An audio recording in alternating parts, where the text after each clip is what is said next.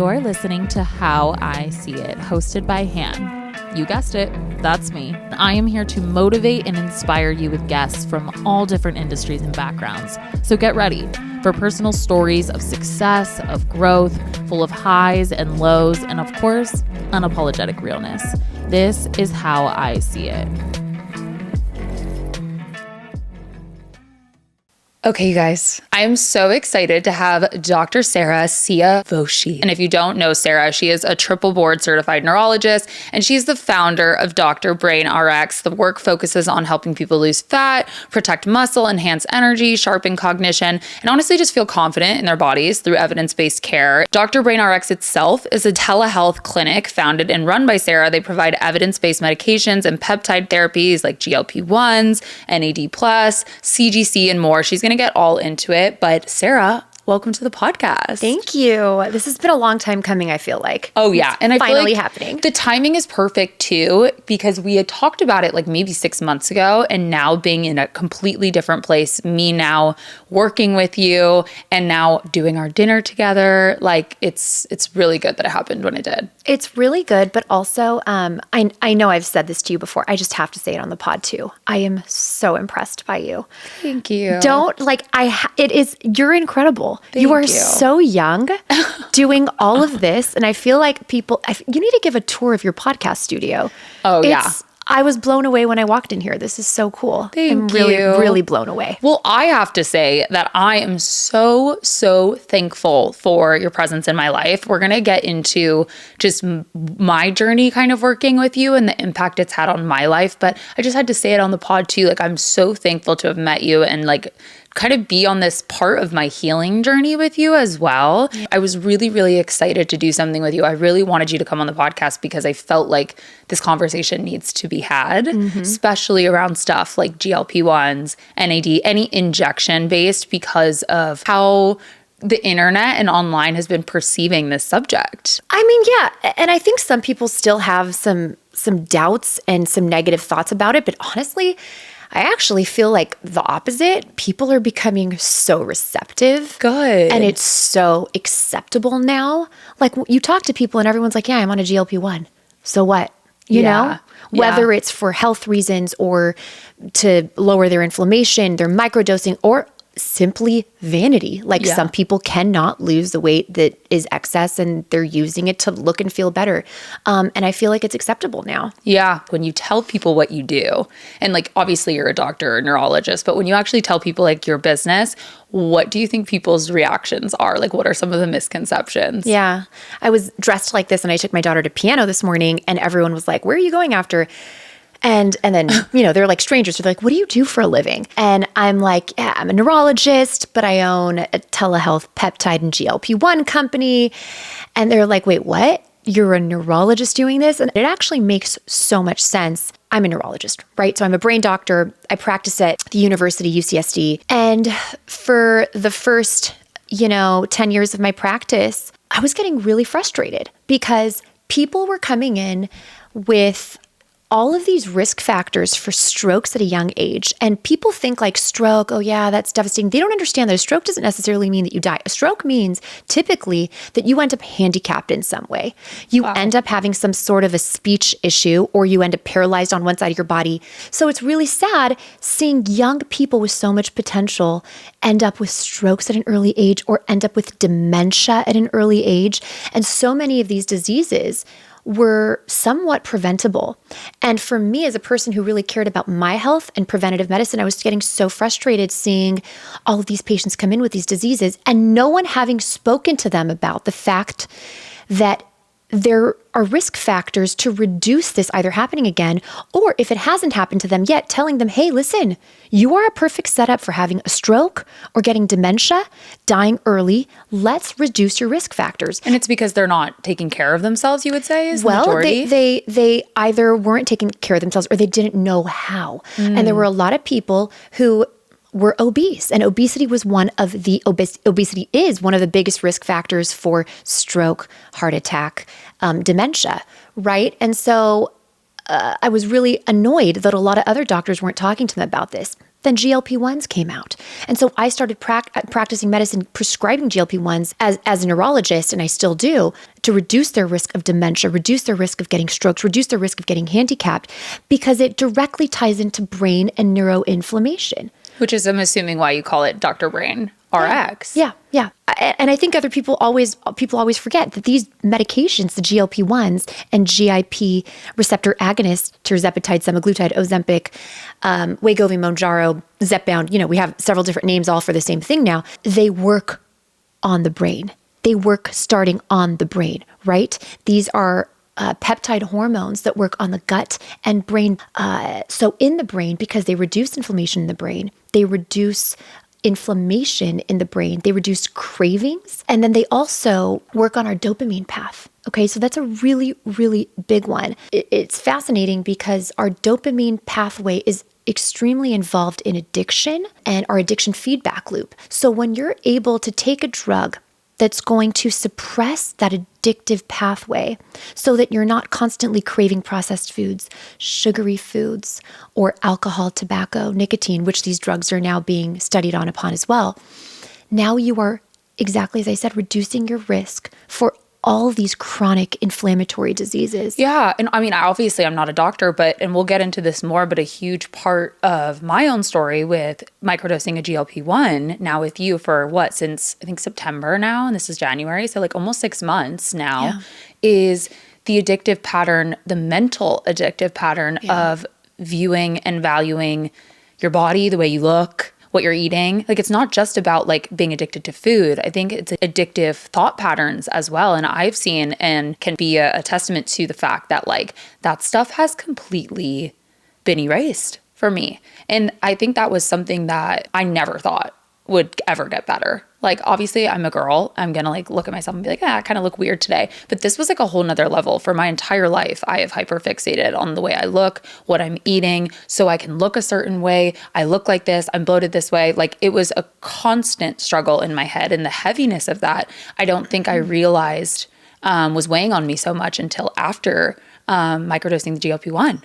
And now I don't really have that anymore. And that's been like a miracle, like a godsend for me. Yeah. So do you feel like it helps you make better food choices? I think it's not as heavy. Yeah. Like, it doesn't feel like the choice is as heavy anymore. Like, if I'm craving something sweet, I can order it and not go through like this battle in my head of like, well, if I eat this, then I'm going to look like this tomorrow. And what am I shooting tomorrow? And so if I eat that, am I going to look a certain way? And then I feel guilty. Instead of just like ordering what I want to order, I eat it at moderation. I'm not like trying to binge it because I've been like keeping myself from that stuff for so long.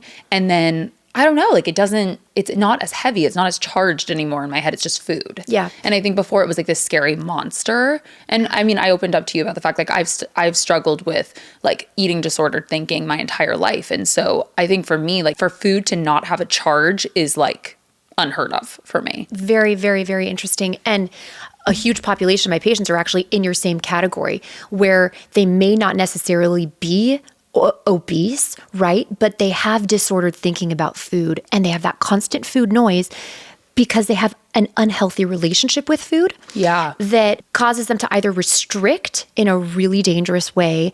And then after restricting, then they binge on very unhealthy foods. And so this just helps to really balance and regulate their hunger in a way where they're now processing their thoughts about food in a much more balanced way to where they're like, okay, I'm going to eat a small amount of food. I'm not going to think about it too much. I'm not going to hyperfixate on food, but I'm going to eat in a normal way in a small amount. I'm going to try to make healthier food choices. And my mind is not going to be run by thoughts of food. Yes. So it actually, and it's so interesting because a lot of people are also scared about, is this going to now increase our risk of different eating disorders? And I've seen the complete opposite. I've seen to where this is actually really helping with eating disorders. Well, and I think that's why I wanted you here today, because this is something I feel very passionately about talking about, because as you know, this is a mental health podcast and a wellness podcast in general. And I think for me, like seeing online, like kind of the backlash of like where I guess society has been going recently. Like everyone's looking skinnier, everyone's like on a GLP-1. The critique is like, well, things like this are causing people to have issues. They're promoting eating disorders. And I would have to agree with you. I think it's opposite. I now feel like food is something I can enjoy. I feel like I never could enjoy the idea of like going out to eat. I had to prepare almost. It was really odd. And I think a lot of women can really resonate with that. And so for me, I feel like free almost in this really weird way. Yeah. So when you're out to dinner, you're not compulsively grabbing everything that's in front of you. Or like for me, my issue is when I'm socializing. Yeah. And there's a charcuterie platter in front of me. That charcuterie platter doesn't stand a chance. I am like, I'm devouring every part of it. If there's a processed food in front of me, it is so hard for me to say no. But if you're microdosing a GLP-1, it just reduces that constant food noise to where you're like, hey, I'm going to try this. And then, oh, that tastes great. Yeah. I don't need to eat that now. Now I can actually eat something that's healthy for me, that's either protein packed or fiber packed, that has veggies in it, that can really sustain my body, fill me in a way that I need, so that I'm not obsessing over foods that I'm not supposed to be. Totally. Or even for me, I feel like it was like I went to dinner last night with my friend and like there was nothing in my head like where I would normally be, which is like, okay, well, if I order that, I can't possibly order that. And if I'm going to get another cocktail, then I can't possibly try the dessert because that like that is gone. Like I'm more just like, oh, like fish sounds good. I want some of that. I actually want to have dessert tonight. I'm going to order it, have a few bites of that. I kind of do want another cocktail. It's Friday night. I'm going to have it. And then the next day I wake up and there's no guilt. There's no shame spiral because I didn't binge. Yes. And so I just had to like start the episode this way because I feel like it has been such a godsend to get to know you. It's been such a godsend to like even be able to have access to this product. And it's something now that is a part of my wellness routine. It is a part of my mental health routine. And I don't think anyone's really talking about it. Yeah, you're absolutely right. I mean, you hear online constantly like reduction in food noise. But when you apply that to real life, a scenario like you're describing, going out to dinner and just having a guilt-free meal, having a little bit of something you're not supposed to have necessarily, right? Like the truth is that no amount of alcohol is good for you, right? It will not kill you, no, right? And you don't want to feel guilt about every bad thing that you eat. Because when I go to dinner, I'm going to have a dessert as well. And I don't want to feel guilty about it. Yeah. But I can at least now not have to have the entire thing. Yes. Where it's going to destroy me the next day. I can have a little bit and enjoy it. Yeah, That's it. because I would day. end up having the entire thing and then feel guilty and I would have the entire thing or I'd eat the entire pizza because I was like, this is the cheat meal. This is all I get. Exactly. So I need to like fill up, you know? And I think that, again, a lot of women can relate to this conversation. So anyway, I just think it's absolutely fabulous. We're going to get more into like the ins and outs. I have like random questions for you, but I really want to dive into your story. Yeah. Where did you grow up? How did you even get on the med track and get to a place where you started your own company and now you're helping all these women? Oh, okay. So did you grow up in San Diego? No, I did not grow up in San Diego. So remember, we connected over the fact that we're the same area code. Oh, yeah, Orange County. OC, North OC. I grew up in North Orange County. I'm Persian. Okay, so first of all, if you know any Persian people, they're either a doctor, a dentist, a lawyer. Like it's very typical first generation immigrant mentality. Your parents tell you you've got to go and be a doctor or a lawyer. So I'm a doctor. My brother's an attorney. That's hilarious. Did you feel like your parents were like, you need to go the med school they route? were. Of course they were. So it's interesting. And I think my upbringing is actually a little bit different than many Persians. A lot of Persians, their parents are doctors or whatever. My parents actually weren't. I have a pretty colorful background, and I think that's what makes me a little bit different and able to connect to different types of people.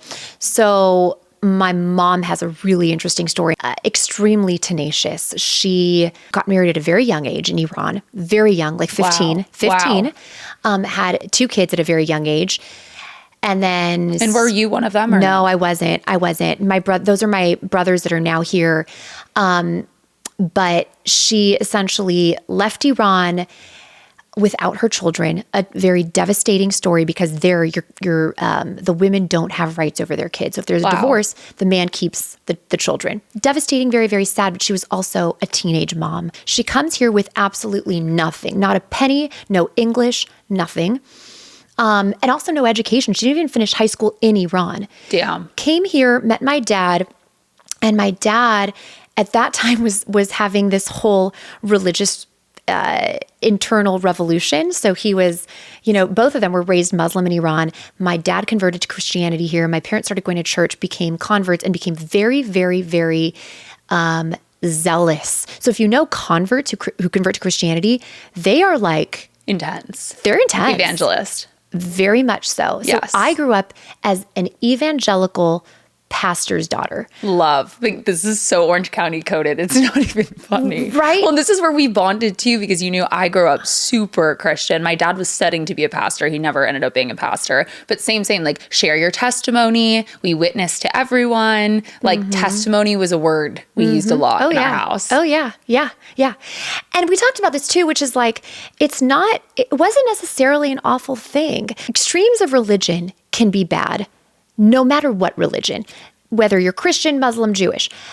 When you're more moderate, I think there's actually some great things that come with just a moral compass that comes from Totally the foundation of religion. Right? I think for me, especially like growing up in a chaotic household, the traumatic events I went through and like being like very unstable mental health wise, I think it's probably looking back a good thing that I was kind of trapped in a little bit of a bubble and like that there was such a high influence of what is right and what is wrong.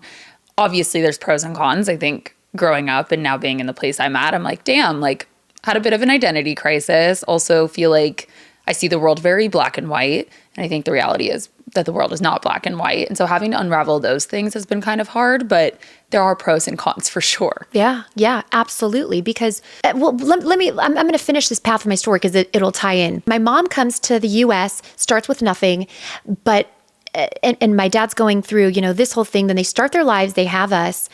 And my mom decides that she's going to go back to school, gets her, first of all, her high school degree, gets her college degree, then goes to nursing school, becomes an RN, then becomes a nurse practitioner, then gets her MBA. And this is all like English as a second language. This is not easy. Someone who also didn't have the upbringing to help to nurture that, right? Like this is all self-motivated, which is very, very difficult when you don't have a family legacy of people who are supporting you and pushing you. So tenacity runs in my blood, and it started with my mom. She's incredible. And then to watch her do that at such a young age, because she was doing that while she was having us. Yeah, it's like a very not even motivating. I think you don't even register that it's motivating when you're young. You're like, this is normal. This is how you navigate life. And you had a great example of someone that was like a badass kind of and was like, total badass. No, I'm going to do what I want to do. And I think at a young age, even watching my dad be an entrepreneur and like my mom worked and up until my brother with Down syndrome was born, like it's normal. Like you don't view it as a kid like, wow, my parents are super motivated. You're like, no, this is what it means to be a human in the world. Yeah.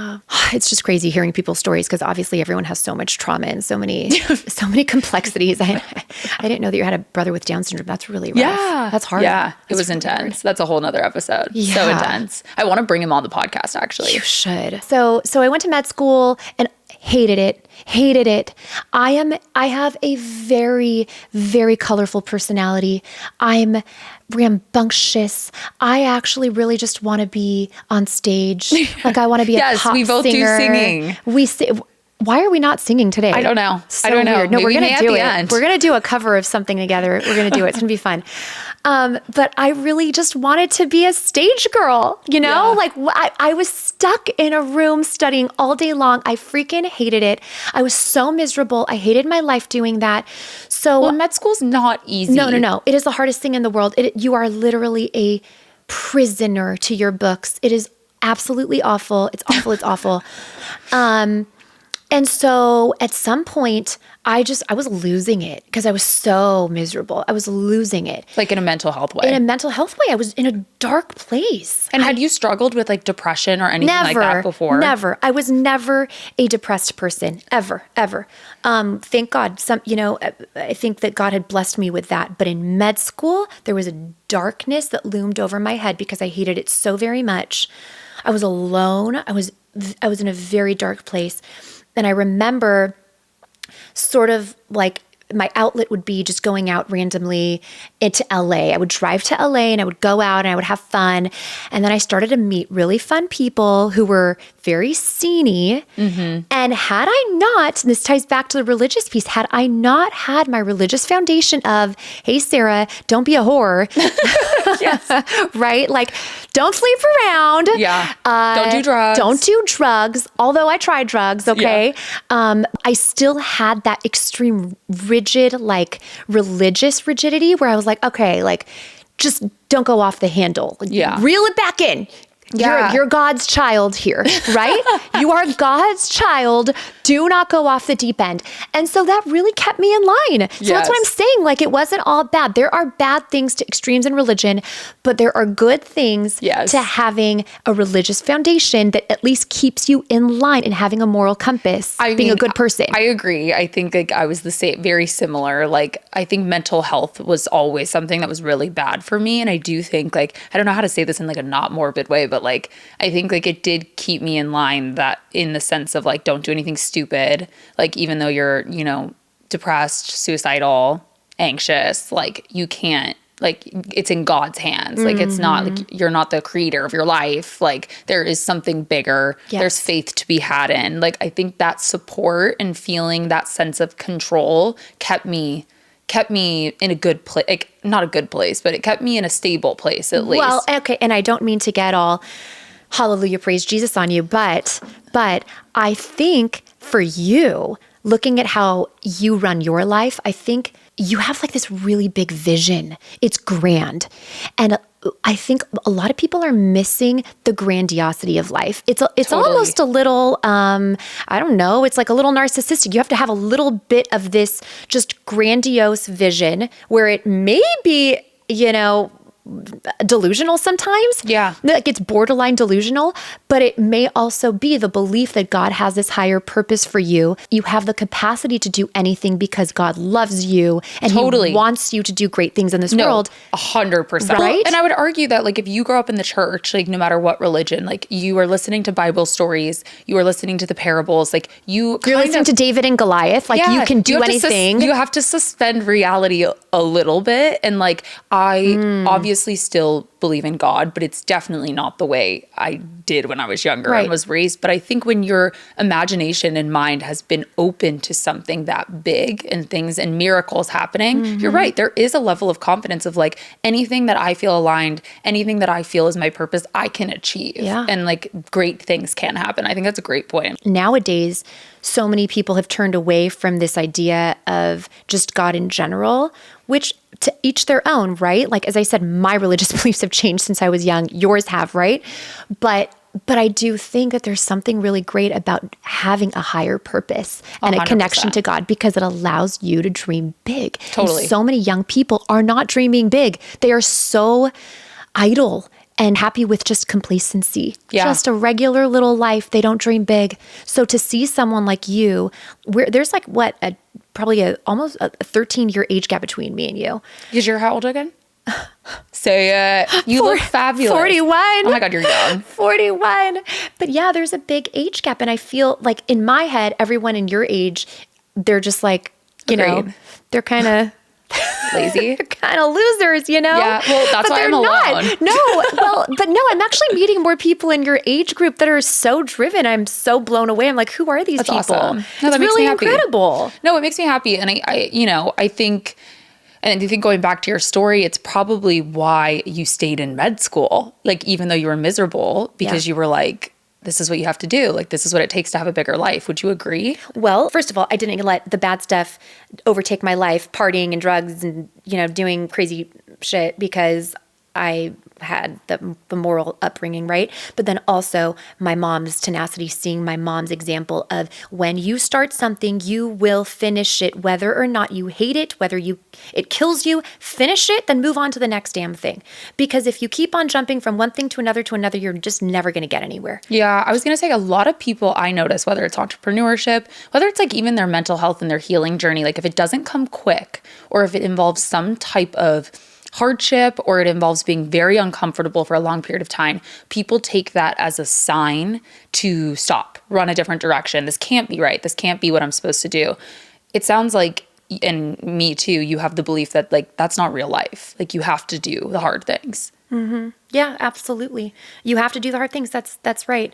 I feel I don't know. There's some like gray zone there too, because there is some room for people to want to change their minds, and I think there's a time and place for that. But for the most part, I think it's really good to stick to something that you committed to. Yeah, Just committing to something and finishing it. Same thing goes with marriage, right? Like there's a time and place to change your mind, especially if it's really not right and it's ruining your life. But a lot of people, they don't stick it out when times are rough. Yeah. Right? Like it's not always going to be easy. It's not always going to be rainbows and butterflies. There are hard times, but love is a decision as well. It's a commitment. You set forth to do it. You stick it out. And make life work. Like everything is a commitment. I think there's a misconception that like the good things in life aren't also going to make you miserable. Sometimes I view that like with my business too. It's like, this is very hard. It is hard to like work this hard. It is hard to like have to stay up late some nights. It's hard to like do the podcast. It's hard to do all of these things, but it lights my soul on fire. It's what I'm supposed to do. It's my purpose. And to have the expectation that something that you love or something that makes you happy is never going to take you to the other side of the spectrum is just not real life. True. I love that. That's so true. Yeah. If I think about my work with this telehealth business that I created this telehealth platform, Dr. Brain RX. And when I first started it, oh my God. And even today, there is literally every single day a problem after problem, a new issue that arises. Because now I've transformed into a full-blown tech stack. Yeah. Right? Like we're no longer you're all over the country. Like your clients and patients are all over the country. We're all over the country, but we're also now, we've incorporated technology and AI and being able to get people their medications in a really smooth way and attending to them with really eloquent systems that are built through workflows and automations. And if we didn't have that, then we wouldn't be able to answer our patients right away, which by the way, we still only answer patients like person to person. That's not to say that. It's just with refill processes, especially, you need automated workflows. And so I literally had to sit down and build my tech stack. I'm a doctor. I am not a tech person. So for me to sit there and build a tech stack, I jerry-rigged the different technologies, and I've had to build integrations and work with different people from different tech backgrounds. And I'm sometimes sitting in meetings building integrations with people. I'm like, what the hell am I doing? This is hard stuff. It keeps me up at night. It is so hard. But again, tenacity, you complete you do what you have to do. Set forth to do. Yeah. Yeah. And you understand, I think, that like good things take hard work. And I think it's obvious you saw your mom do that through moving from a completely different world at such a young age to not even knowing English to being a successful nurse is crazy. Yeah. Absolutely crazy. Yeah. Okay, so you finish med school, you make it, you become a doctor, neurologist in particular. Why neurology? It's funny. One of the first things that I ever wanted to be in life was a brain surgeon. And then I found out when I was in med school that the residency was like a gazillion years. And I was like, hell no. You're like, I hate this already. I've already hated my life long enough. Let's do a shorter residency. Let's still be a brain doctor. We don't need to be a brain surgeon. Let's just be a neurologist. And it's a fantastic career. It's an awesome specialty. But when I started treating people with the GLP-1s as a neurologist, I realized how transformative they were. People were like, their health was transforming so miraculously. And I saw that their futures were changing in front of my eyes, that their risks of dementia and strokes, being handicapped from these diseases, was so significantly being lowered. Not only that, but like my young girls who just had migraines, I was putting on GLP-1s and they were losing weight. And they were like, hey, doc, my mental state, like my ability to think clearly and focus, has improved so dramatically. And I was like, this is crazy. There is in no time in our life ever been a medication that has transformed health the way the GLP-1 medications have. They are truly the miracle drug of our time. They are transforming life. They are transforming the world. They have transformed the world. Our lifespans, everything, our disease burden. So I was like, this is it. Like, this is so crazy good. So I still practice as a neurologist, but now much more of my time is committed to treating people with GLP-1s and So peptides. cool. Yeah. So cool. There's so many articles that are coming out that's like people on Ozempic are now having thyroid cancer. And, it's all clickbait. It's all of that. But like, are there any risks with these products? Do people actually have to worry? Are these things clickbait? Yeah. All right. Let me break it down for you really quickly because this is such a heavy topic. Number one, it's very common that when you start, you might have a little bit of GI upset, nausea, vomiting, constipation, diarrhea. Vomiting, not really, but a little bit of constipation, diarrhea, and nausea are very, very common when you first start. Your body adjusts, and then when you have a good doctor and a good team, like our team is constantly communicating with patients. If that's happening and it's intolerable, we decrease their dose right away. You need custom dosing, and you need a doctor that's going to do that with you. Yeah. I'll tell you something. People will go to like a large institution, like a university institution. Their doctors are so much more hands-off than we are. When you go to a company that is just specializing in GLP-1s, who's going to work one-on-one with you, they're so much more attentive than going to like your primary doctor because they're overworked now. They don't have time to sit there and work on dose with you one-on-one. Yeah. Doctors are exhausted. Anyways, so common side effects are just mild. Your body adjusts the dose if that happens. Someone the other day was like, but I heard that there's a chance of liver cancer if I start this. And I was like, wait, hold on a second. Did you not know that GLP-1s are now FDA approved to reduce your risk of liver cancer? They're approved for a liver condition called fatty liver to reduce your risk of that fatty liver becoming cirrhotic, scarring your liver and increasing your risk of liver cancer. Wow. So they're FDA approved to reduce your risk of liver cancer. But wait, doc, I heard that they're maybe going to increase your risk of like heart issues. Did you also know that now they are FDA approved to reduce your risk of heart attack and stroke? They are protective of your heart, protective of your brain.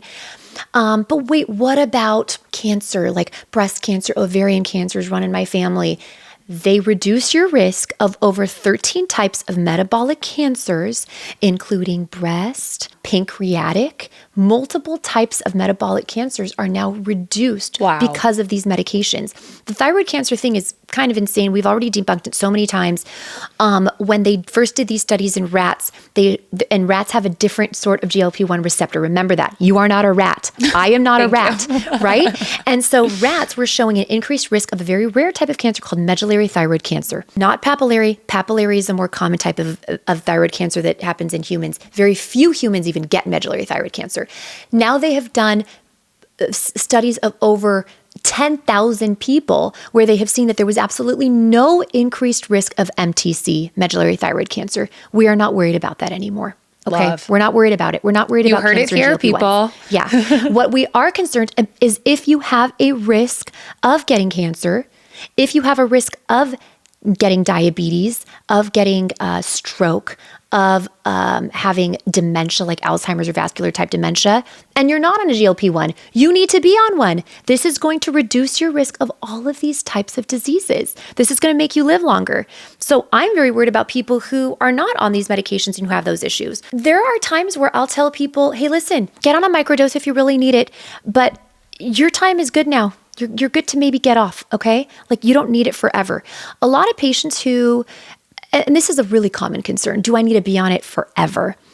If you have been struggling with weight all your life, yeah, you're probably going to need to be on it forever because guess what? Obesity is a chronic disease and your fat cells, they are part of your genetics. Okay, you're going to lose weight at some point, and if you get off the GLP-1, your body's going to think that you are starving on a desert island and that it's evolutionary to say, I need to pack on pounds, let me start eating because my body's starving. I lost all this weight. Why is my body starving? And so people who've lost a lot of weight, their genetics remember their obesity and they want to gain weight right back. So many of my patients who have had chronic lifelong obesity are on GLP-1s for the rest of their lives. And that's totally fine because it's going to make them live longer for the rest of their lives. Yeah. Yeah. I do think there's this weird thing, and I'm guilty of it too, especially when it's come to my mental health, where I'm like, I don't want to have to be on a medication. Like, I don't want to have to do this. I've even caught myself being like, well, I don't want to be on an antidepressant. Like, I don't want to have to be on a medication. I think that's a complicated conversation, but I think what you're speaking to is like,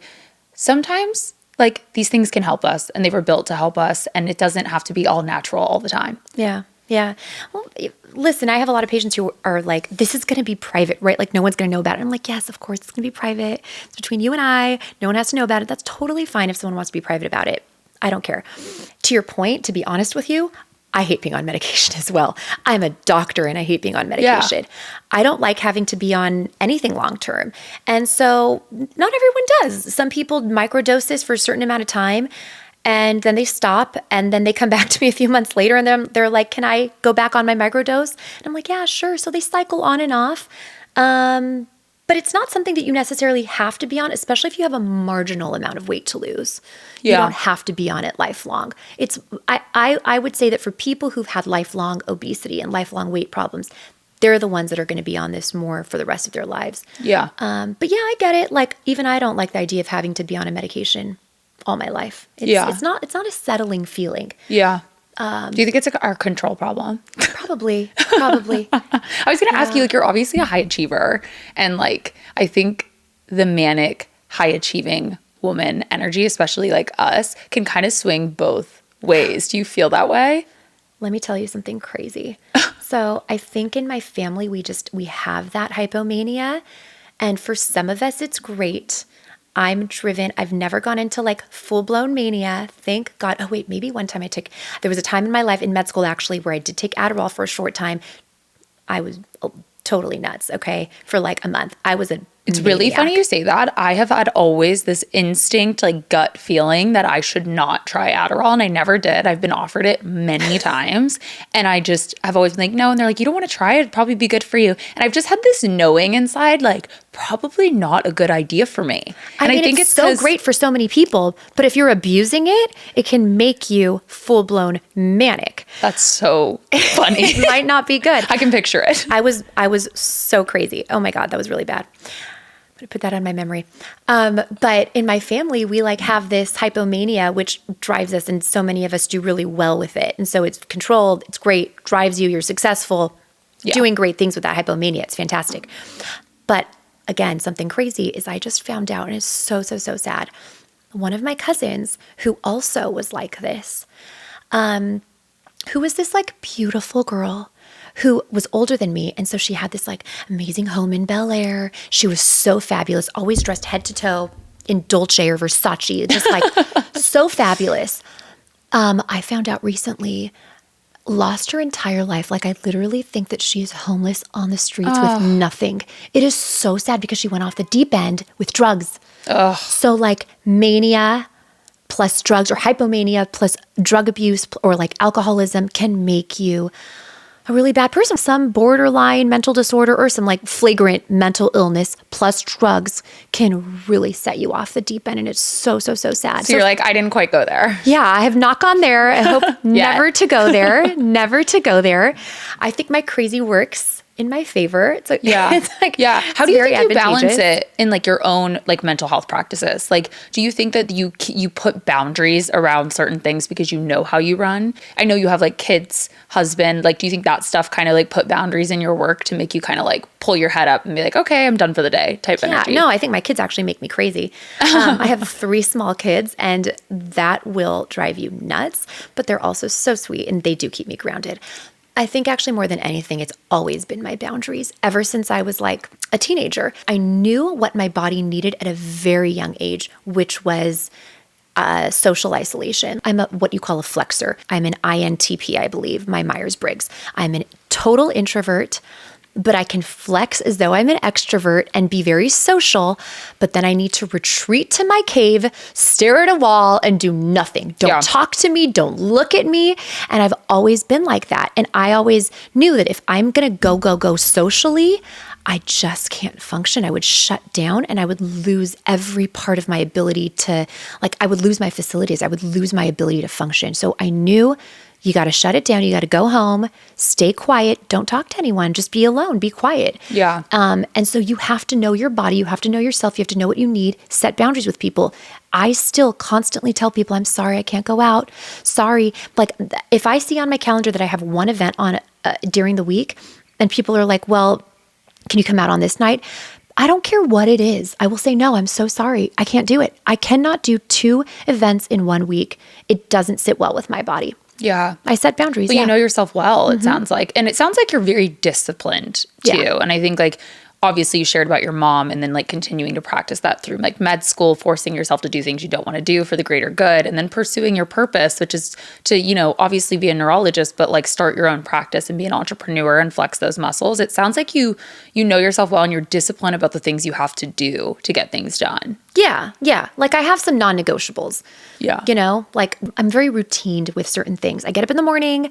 I always fast. I have my black coffee with my collagen powder and my creatine, and I won't touch anything. I will not taste my child's food to see if it has too much salt in it or dab it on my tongue, because I know that will awaken my senses and make me eat before my fasting time is over. Fasting is so controversial, but for me, it works. Okay. I don't recommend it for everyone. For me, it works. It helps me to restrict my eating hours, and also to just keep me focused. Like if I'm like constantly eating, I can't focus on work. So I restrict my hours of eating. It works for me. And then I break my fast with my fiber, which, by the way, fiber is so underrated. I have a green smoothie with kale, celery, lemon, ginger almost every single day to get real fiber in to my diet, because it's so good for your digestive system. And then I go about my day. But then like I'll cheat all the time. I'll have a chocolate or like a cookie or something after lunch.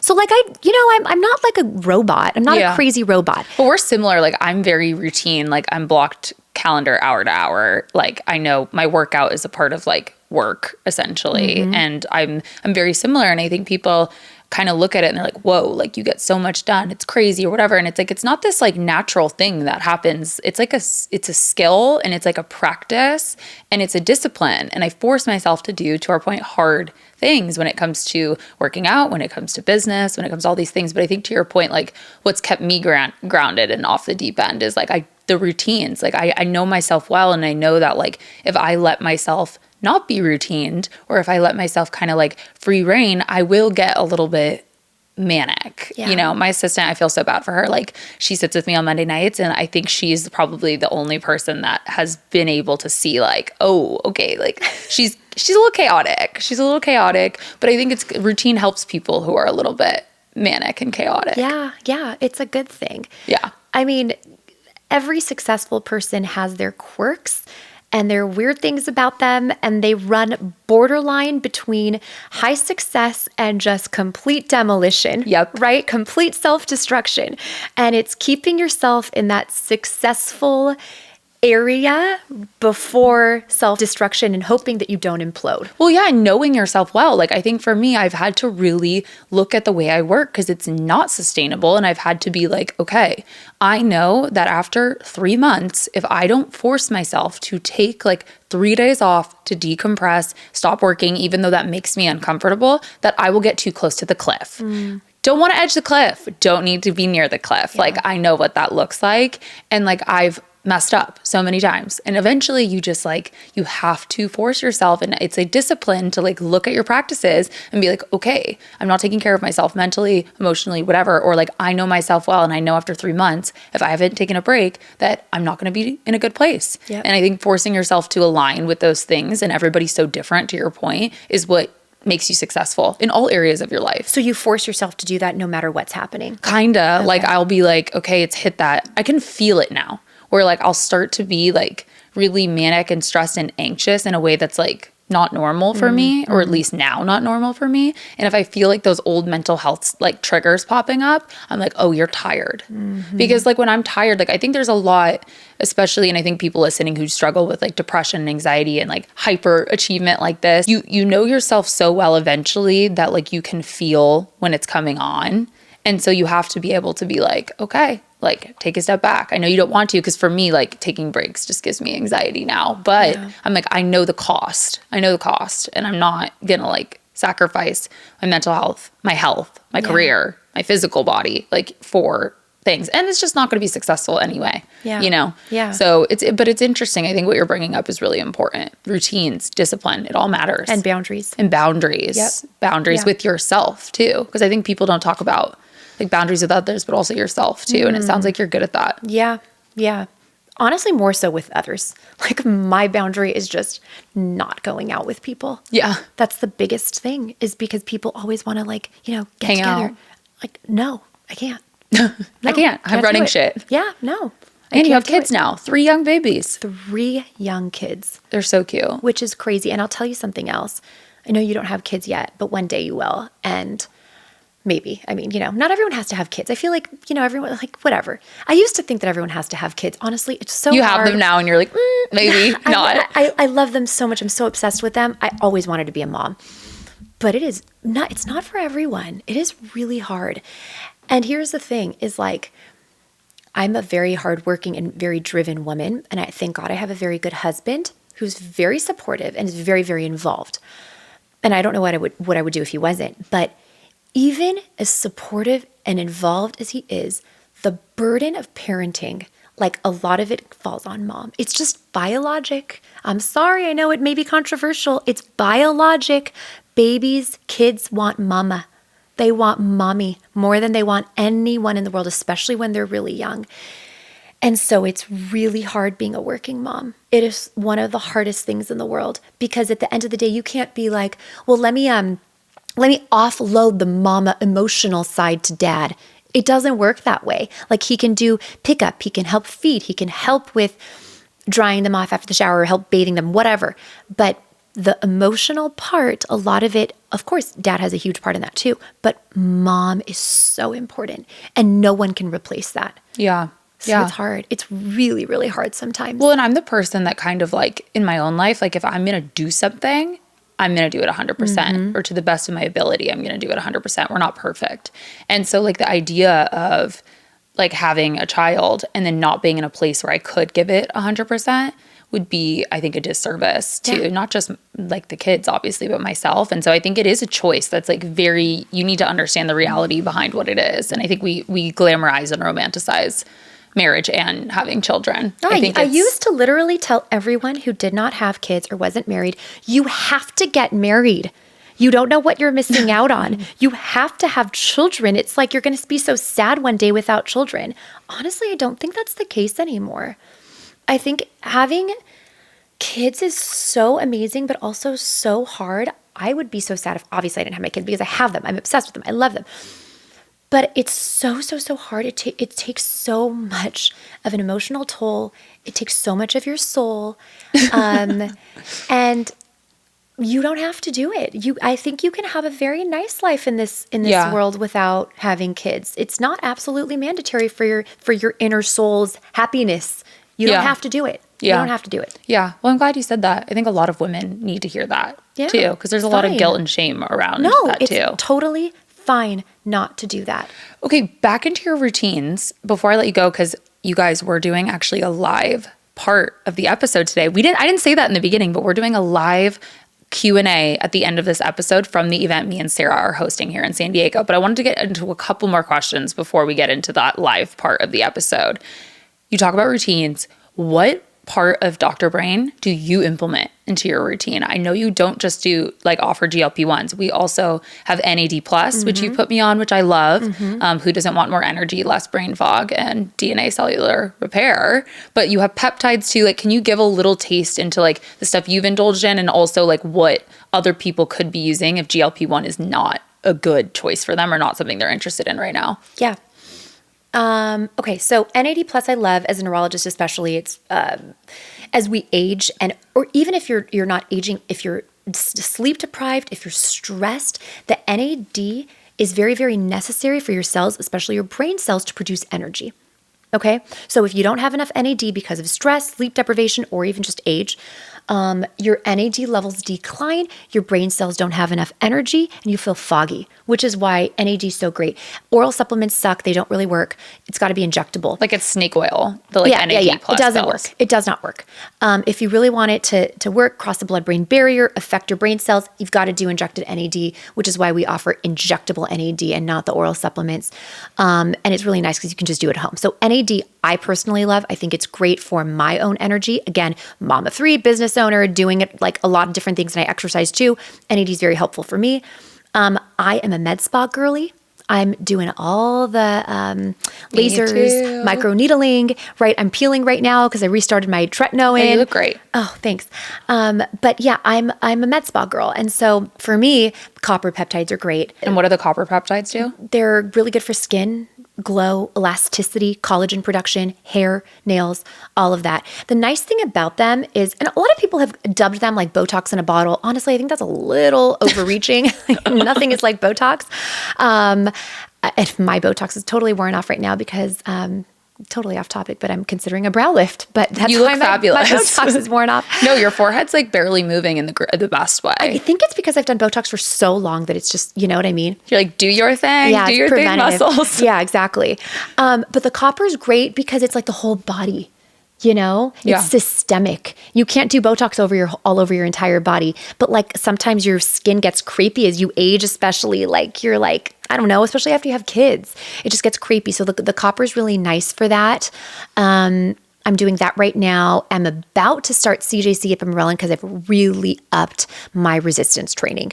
So with weight training, CJC ipamorelin is one that, remember these like bodybuilders that were doing like anabolic steroids and synthetic growth hormone to help get them like jacked? CJC ipamorelin is really cool because it does obviously none of that, but it helps to boost your own brain's natural growth hormone production. What does growth hormone do? It helps build muscle. But if it's boosting your own growth hormone production, it's not overflooding your system so that it doesn't shut down your body. It doesn't suppress your natural feedback loop. So you're like stimulating a natural response to go That's exactly heavier. Right. Okay. Yeah. I'm like, for dummies. Yeah.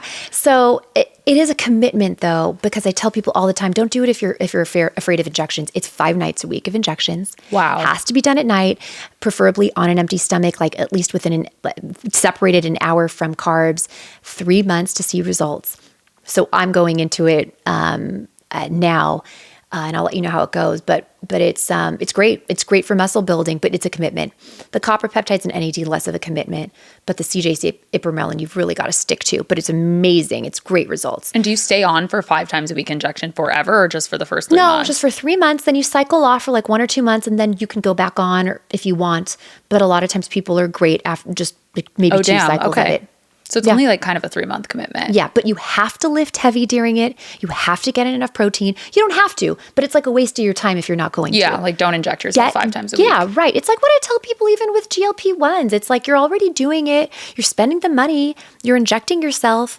Lift weights while you're doing it too. Get the protein in while you're doing it too. Like maximize what you're going to get out of it so that your body doesn't get skinny fat and you're not all like jello. Yeah. You know, like, yeah, obviously you're going to look better, but you're going to look really good if you lift weights and get protein in. You're going to look cut. You're going to look sexy. And then muscle is a longevity organ. You want to like build muscle at the same time. I think women are made out to be villains for caring about the way they look, whether it's their body, their face. And I feel like I've talked about it multiple times here where I'm like, why is everyone so scared to say like they want to look hot? Like I want to look good. I want to look the best I can. There's a difference between putting value in it as a human versus just wanting it and wanting to feel more confident. Yeah. How do you think you do that in your own life? And how do you kind of like encourage women, maybe women who are listening where they're like, I kind of want to do this too. I feel unhappy with my body, but then I'm like, should I care about this? You know, I think it's an existential, conversation in people's head, specifically women. It must have something to do with the sort of household they grew up in. If you had a mom that probably didn't focus on it or that was ashamed about it or that didn't talk to you about it, then you probably have some shame about it. And you might think like, yeah, I want to do it, but I don't know. It's not for me. No, if you're thinking about it and you want to do it, it's probably for you. Like, and I'm not saying a GLP-1 is for you, but just in general, looking better. Looking better makes you feel better, makes you perform better. I strongly believe that. And that looks different for everyone. Maybe for one person, it's going out with no makeup on and just having their Botox and fillers look great. And they don't like wearing makeup. Maybe for another person, it's literally going out in full glam with their lashes done every single day. Or for another person, it's being in sweats, but just having a super cute fit body. Or for another person, it's literally getting dolled up. Everybody's looking great is different. But I think that there's this inner part in everyone where they do want to look good. Yeah. There's just shame associated with it because I think it just goes back to, how your mother talked about it. I really do. I think it's also social media too. Like we always pendulum swing as a society. So it's like everyone's overly dolled up, editing their bodies online, doing too much Facetune, creating horrible beauty standards and not being honest about what they're doing. Yeah. That's a problem. Then we pendulum swing the complete other way and we're like, no one should be getting work done anymore. No one should be doing these things. All of these women are doing so many things to make themselves look better. They should be more natural. And we can't just like sit somewhere in the middle where, no, we probably shouldn't be editing our bodies and our face online. Like, you probably shouldn't do that. If you are, I would look at like what that's about. But like also like if I want to get filler done and Botox and be on a GLP-1 and I feel my best and I'm talking about it, I shouldn't be shamed like you're doing all of these things, that you're promoting an unhealthy lifestyle, whatever. It's just, we can never be somewhere in the middle. People are hating on people for wanting to do things that aren't quote unquote natural. Yeah. I don't know. I think it's crazy. I think it's crazy. I do too. And I think that's why it was important for you to come on the show. Yeah. And I told you that. I was Listen, like, I could, if I wanted to, sit here with my credentials, with no makeup, and I could look like a freaking slob and say, hey, I'm fucking awesome. Oh, sorry. Are you can cuss. Okay. I'm awesome because I'm this and I'm that and I'm triple board certified, and who the cares about what I look like? But you know what? And that would be totally fine. That would be totally fine and acceptable. And you should respect me if that's what I had to say. But for me, I love looking good. It's what I like to do. And I'm proud that I like to do that. Mm-hmm. I'm not going to be ashamed of wanting to look hot. Yeah. I want to look hot when I'm 75. And so I am literally going to do everything possible now so that I make that happen. I'm not even joking. Yeah. Like, that is so important to me. I want to look good. I want to have a hot bod. I want to have a hot face. If it requires a few facelifts until I get there, it's going to happen. That's who I am. If that's not you, that's perfectly fine too. Everybody has a different way of thinking about aesthetics and what looking good is like to them. You know, if you sway more on the like, you know, I'm just going to do a little bit, but I'm going to still make it look natural. That's pretty hot too. Yeah. You know, like little minimal makeup, just like perfect skin. That's gorgeous. I love that. I don't know. Everyone's different. Yeah. Everyone's different. And everyone should just love what everyone else is doing to try to look good. I think my problem is exactly as you said, with the person who's looking at you like, but like, why do you want to do that? Why do you do that to yourself? Why are you going and getting needles poked in your face? Because I freaking want to. Because it makes me feel good when my skin looks flawless and I have less wrinkles and I don't look like I'm my age. When I look a little bit younger or when I look good at my age, I feel fantastic. Yeah. What the hell is that to you? Like, why do you care? You Yeah. know? Are you feeling so bad about yourself that you have to judge me for it? Yeah, I think the only person who should investigate why they do things is ourselves. Mm-hmm. And I think if you're grounded in who you are and the value you have with or without makeup on, with or without work done, but you choose to do things because you want to look hotter, you want to feel more confident in yourself, then like that's the only person that should care and Yep. it should matter. And it matters to me to like talk about it. And like maybe to someone else, one of your other patients, they don't want to talk about it. And it's something they want to keep private, and that's okay too. I think everyone's journey is different, especially in beauty and wellness and health, and especially women in particular. And so I just love to, I love to shoot the shit about this stuff. And also I wanted to get your opinion on it because I think it's a very interesting subject and everybody has a different view on it. Yeah. Amen, sister. I'm so excited for our event. I know. It's going to be fabulous. We're hosting a very intimate dinner here at the Frame at the studio with just some influencers and tastemakers here in San Diego to kind of just have an honest conversation about these things. So the girls submitted anonymous questions beforehand. And so we're going to go through them live at our event. And so I'm going to put that here. But to end out the episode, I'd love for you to just share. I ask everybody who comes on the podcast, looking back at your journey, everything you've been through, like the ups and downs of your career, your mental health, your family, everything. How do you see it? How do you see it all? I guess this sounds so cliche, but I mean, I'm proud of what I've been able to accomplish in my life. I mean, I didn't have necessarily parents who did this, who like showed me the ropes, right? Like I'm proud of the fact that I had to build a lot on my own. And so just being able to do that and not quitting, I think that's just the tenacity of it all is what I'm most proud of. I love that. Yeah. I love it. Thank you so much for coming on, and please share your socials, where people can follow Dr. Brain RX. I also am going to put my link to everything in the show notes. If you're interested in a GLP-1, NAD, my link and code will get you a little discount off your first order, right? And yeah, that's all there. Sarah's team is great. They will meet with you. They will answer all your questions. You can text them from the airport at night or whatever, and they respond. I've been there. I've done that. Around the clock. They're there around the clock. But I'm going to have you share your socials now, and just so people can follow along. Yeah. Dr. Brain SD is my personal, and then our Dr. Brain RX account is at Dr. Brain RX. Love. And our website is drbrainrx.com. Thank you so much. And now we are going to get into the Q&A. Yay. Okay, you guys, we are at me and Sarah's event. Everybody say hi loud. We're really excited. We have a really special group of women here today, and we're starting our event off with a Q&A, like I mentioned in Sarah's interview. And we're going to have a really special intimate dinner together set up here at the Frame. But we're going to get into some questions that some of the girls had. We sent out a Google form before the event. And so we're just going to read off some of these questions and then maybe just get into natural conversation as more questions pop up. But the first one is someone said, I'd love to understand the impact or side effects a GLP-1 has on your gut and what supplements you suggest taking to help keep things in order. Oh, GLP-1s are, I think, surprising to people in that they're currently being studied for inflammatory bowel disorders and IBS symptoms. So contrary to what people think, a lot of people think, GLP-1s can wreck your gut, okay, or cause some irreversible damage, which is stuff that you see in the media. They are being studied to be protective for inflammatory bowel disorders because they are anti-inflammatory, which is awesome. I have now treated thousands and thousands of people on GLP-1s, and I've never seen anything like gut paralysis. Okay. And I think where that came about was that I think people must have just been literally abusing this drug. Like when it first came out, people didn't know how to dose it correctly, and they would have some really, really wonky side effects. But with a good doctor, with good dosing, that's not going to happen.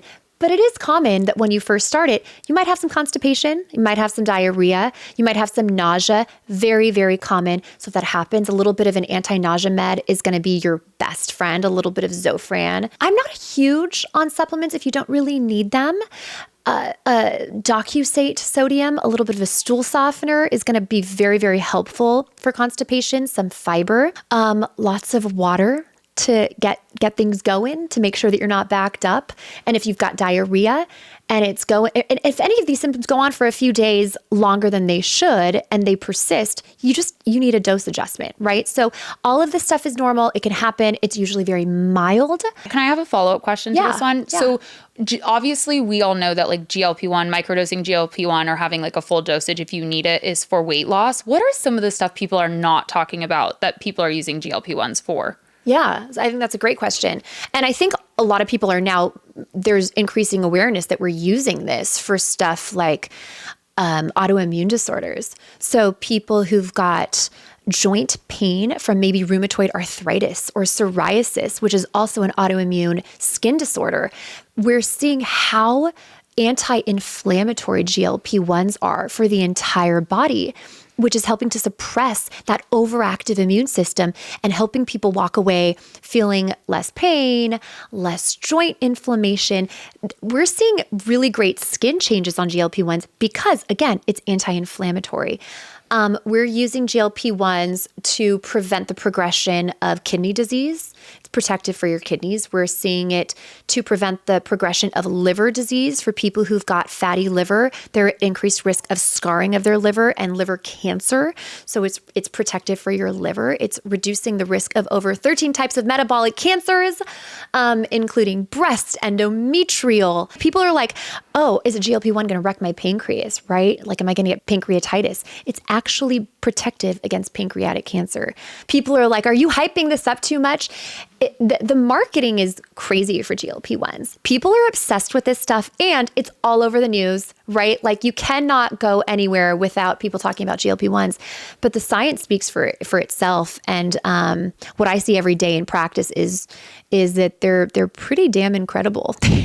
They really do work. We have never seen a medication like this in modern history. It's truly a miracle drug. Well, that's interesting you say that, because the next question is, quote, I'd be curious to learn more about GLP-1s and the science behind it and the longer term effects. I feel like we're just marketed it so much now that we're being desensitized and it's becoming normal or seen as a quick fix to weight loss, but without proper education or understanding of what the drug is actually doing and what it means for the rest of your body. Yeah.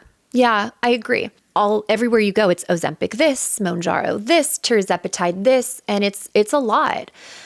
You cannot go anywhere without hearing about a GLP-1. I mean, there's just a lot of GLP-1 fatigue, right? Like it's literally everywhere.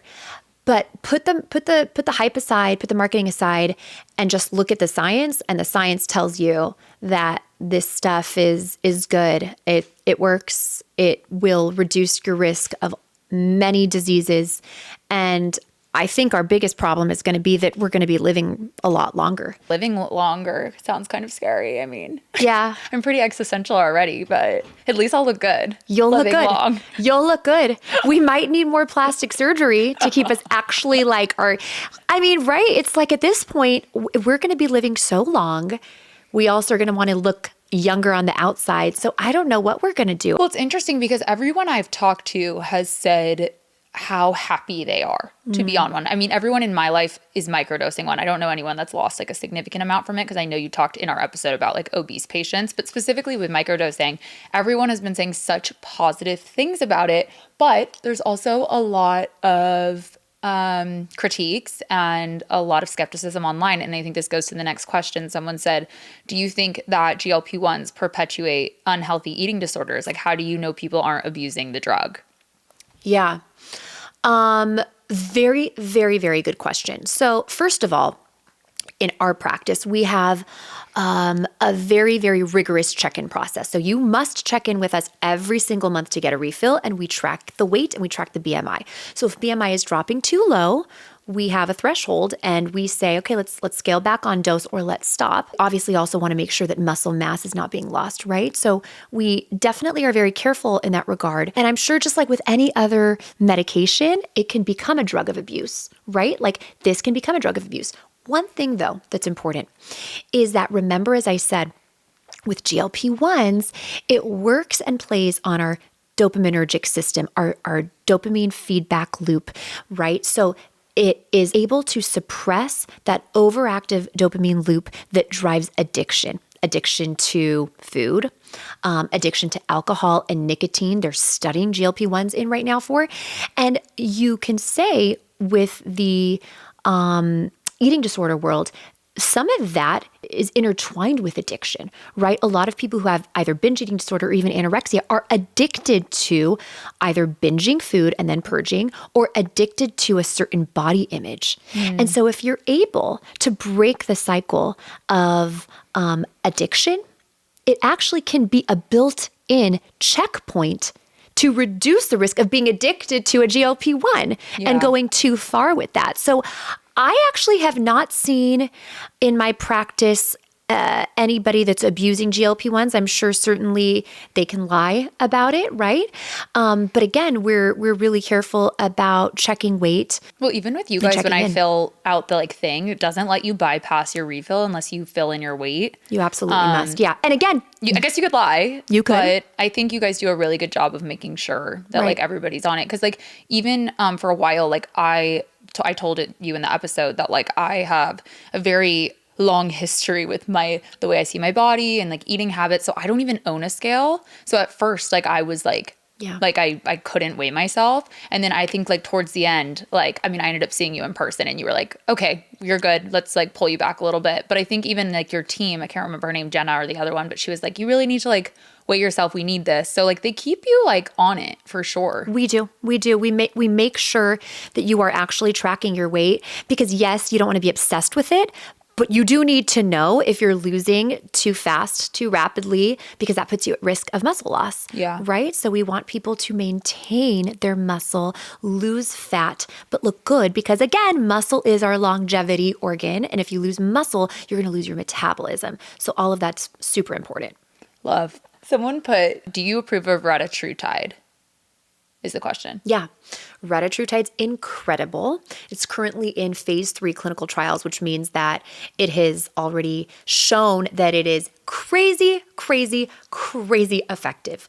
So like Ozempic came out, right? We were like, damn, this is amazing. It's impressive. Then Mounjaro, otherwise known as Tirzepatide, came out, and we were like, holy moly, crazy good.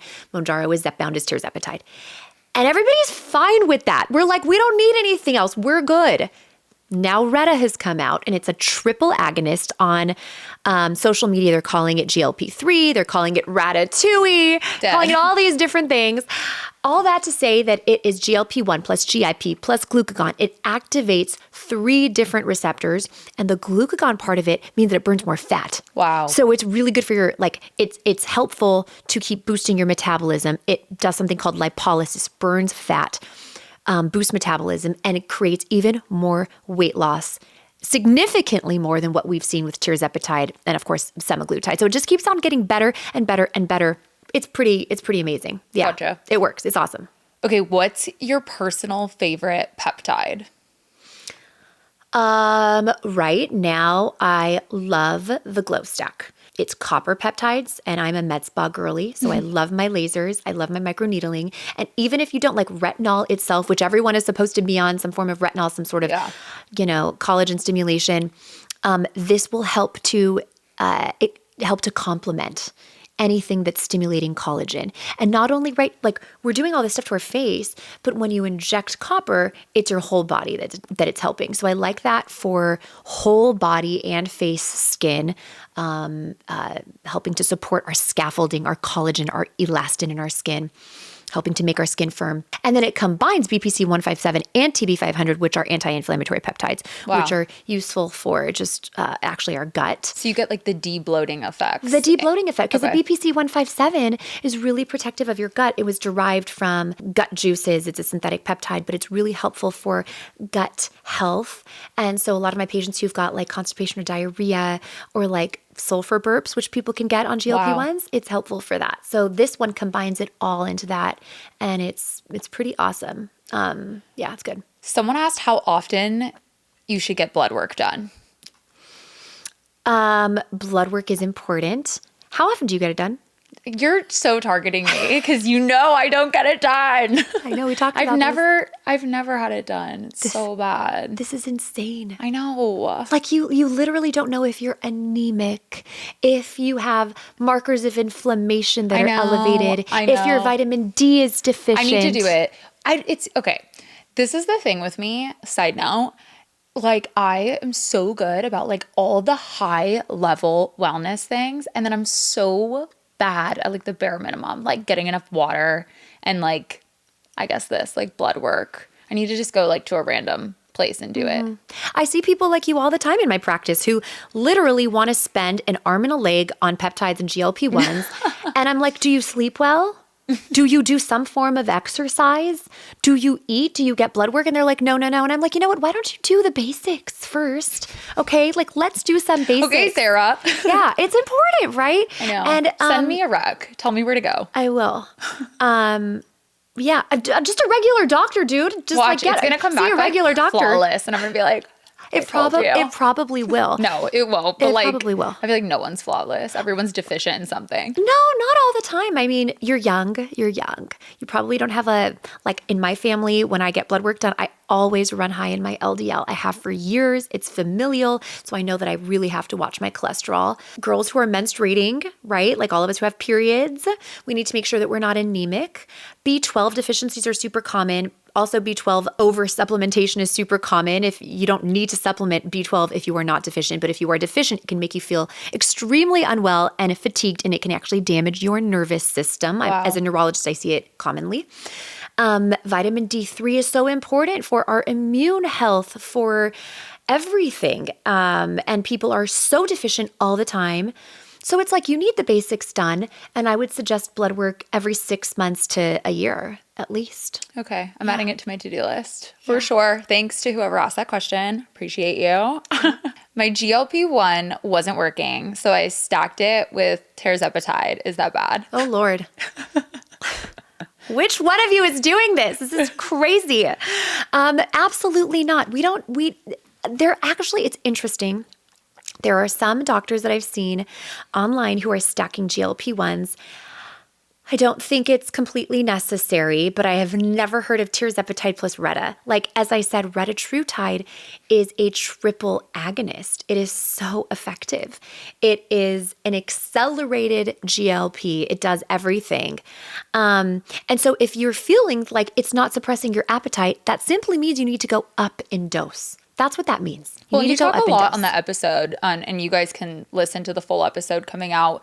But you talk a lot about how like important dosage is and how much you guys care about that because it does impact your results, good and bad. Yeah, this is why you need a team that's going to check in with you very frequently because first of all, if you're coming in and you're not eating anything, that's bad. You need to scale back on dose. If you're not getting your macros in, you don't get enough protein because you have no appetite, you eat 3 grapes a day.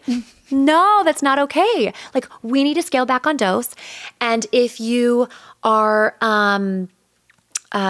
just not feeling any appetite suppression, that doesn't mean necessarily that the drug isn't working for you. Okay, I have patients all the time that come to me and they're like, it's not working for me. And I'm like, honey, you just started 2 weeks ago. We started you on a baby dose. Let's go up. Let's take the dose up next month. So it's important to check in with whoever's prescribing it to you, to check in with your team, make sure the dose is right.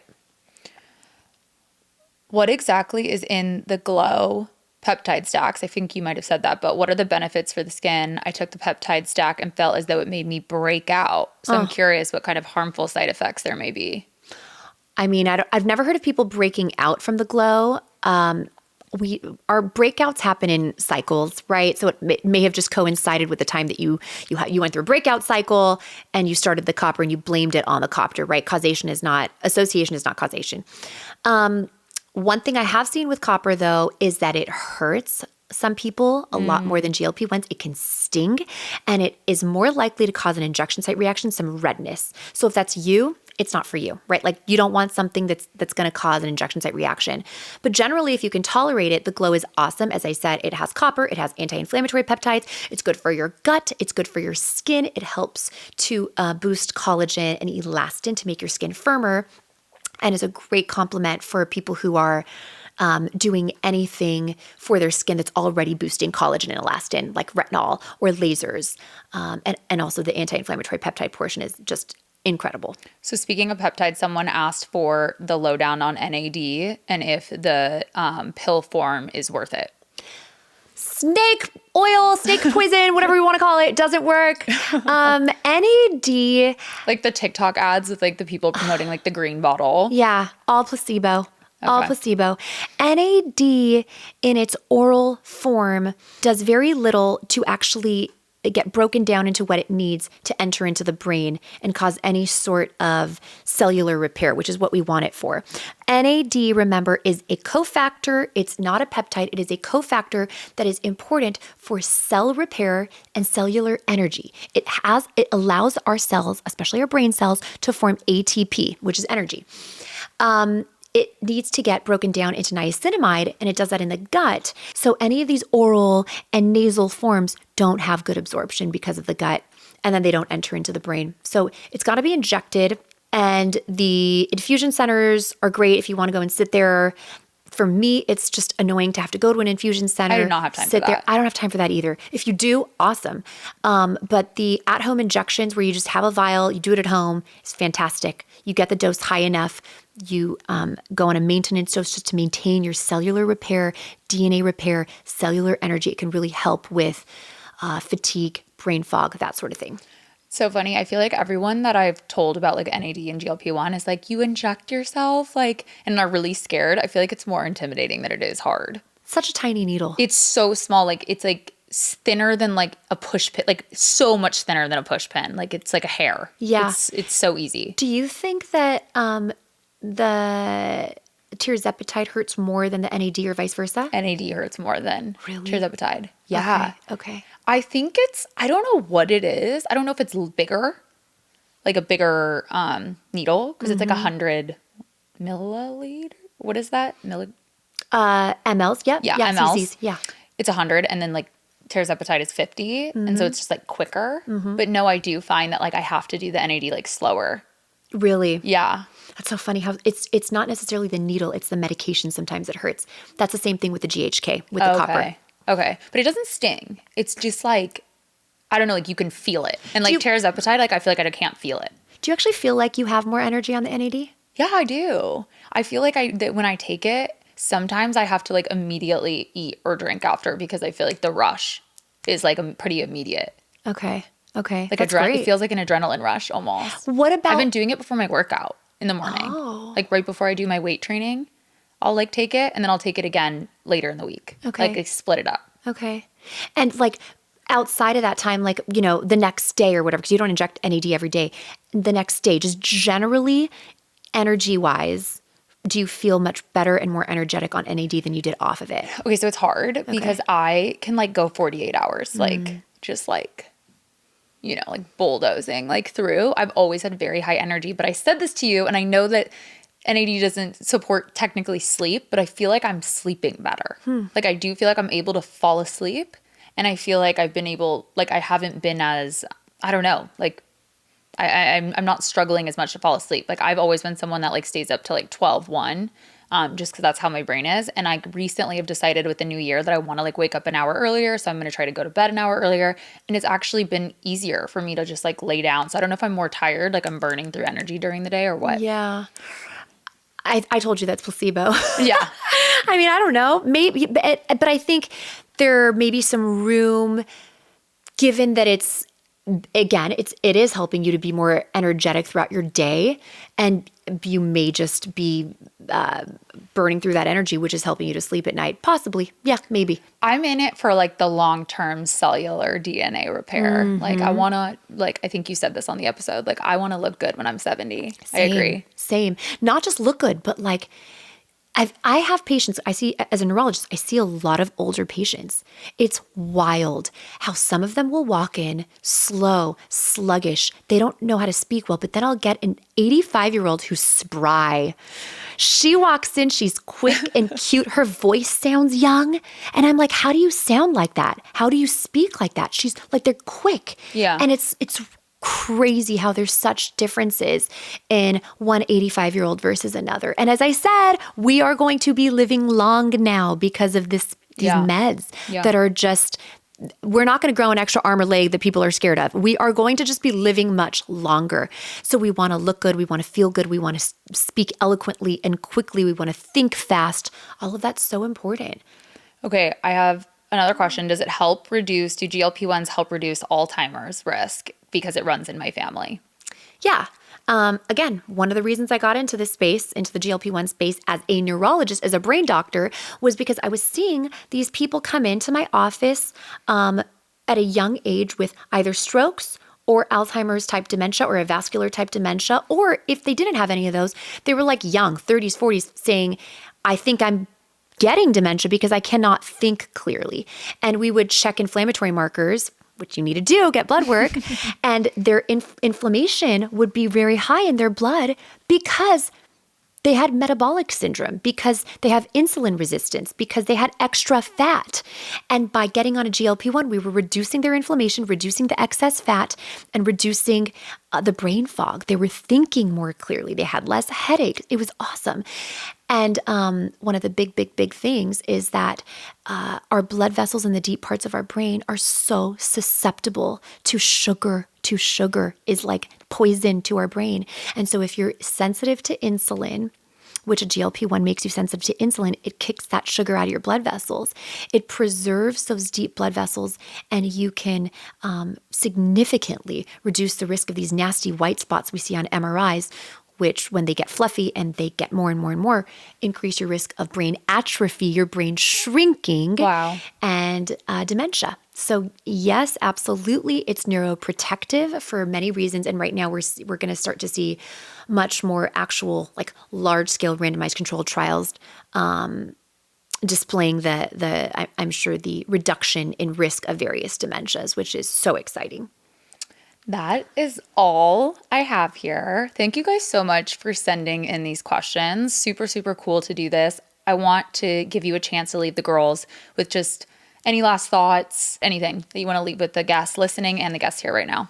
You know what? I'm really inspired by transparency these days. And I feel like so many people like you are being transparent about your journey with either microdosing or doing a peptide or whatever. You don't have to go on a podcast and say it. You don't have to go on social media and shout it. But you may have a friend who's struggling and they're shy to ask. But your experience being shared with them can change their lives because they don't realize that this stuff can be life-changing for their inner body, right? Like their health, but also their mindset, their mental health. For sure. And it can make them happier in so many ways. So just transparency, sharing maybe with the right people or the right platform, your story about how you may be using different tools to make your life better. Yeah. It's so funny you say this. So I went to New York in December of like this last year, and I was meeting up with a friend, and with this specific friend, her and I had talked kind of like about the new wave of Ozempic and how everybody was on it. And we kind of like judged together because we both had like a history with eating disordered thinking and all of that jazz.